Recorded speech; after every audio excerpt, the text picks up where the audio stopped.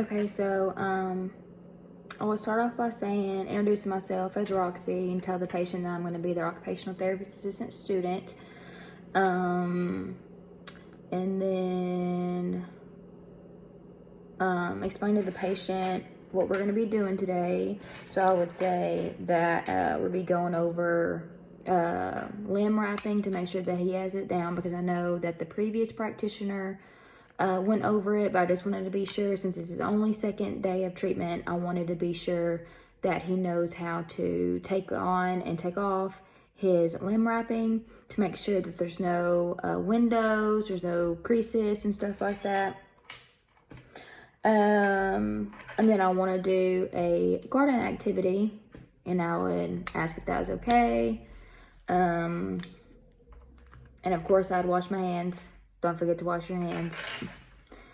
And so Bob, he stated that he was having pain after the session yesterday, but it subsided for the most part after a while. He mentioned that his pain was kind of back again, and that his pain is usually in the mornings. He also stated that his pain was a 5 out of 10, but now it's down to 3 out of 10. He also stated that he wasn't tired at all. So that was a good sign. I told the patient that that was very good, that I was looking forward to treating him because I had a garden activity and what she likes to garden. Okay, so the patient participated in a 30-minute OT treatment session, focusing on client factors of physical endurance, stamina, fatigability. The patient demonstrated the proper way of putting on his limb wrap and taking it off. I gave him a 3-minute break in between the preparatory activity and the potting activity.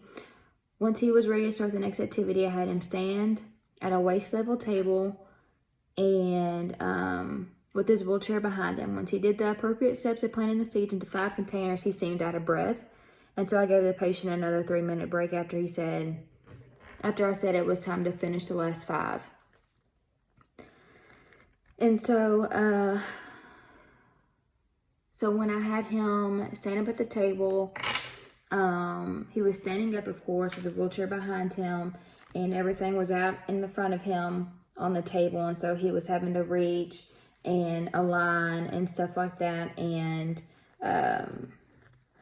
moving along and getting the potting soil into the containers. He just got out of breath from standing for a while, because doing all those steps to make sure everything was right can be tiring. And it's the second day of treatment, and so I let him take a break. And after that,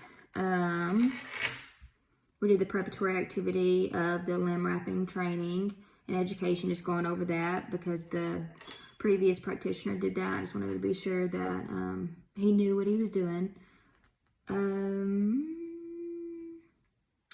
Patient completed a preparatory activity of limb wrapping training to ensure that he had it down, requiring 1 verbal cue to make sure that there aren't any windows, and 1 3-minute break after the preparatory activity. Patient completed an activity of standing at a table while he plants green bean seeds in a seed starting tray, requiring 1 3-minute break after he planted 5 seeds. And so he was just telling me, and like while he was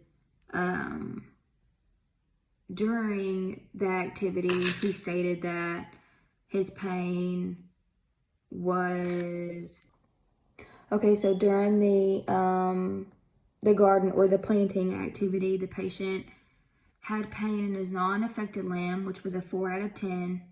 And once I gave the patient a break in the middle of the potting activity, he mentioned that his pain level decreased to a 2 over 10. And after the activity, he stated that his pain level increased to a 3 over 10, which that's typical. I figured that was coming because once he got back to standing and stuff like that to finish the activity, I figured that his pain would increase. And so after that, I document, ask the patient if he had any questions, and I'll wash my hands and tell him I'll see him next time.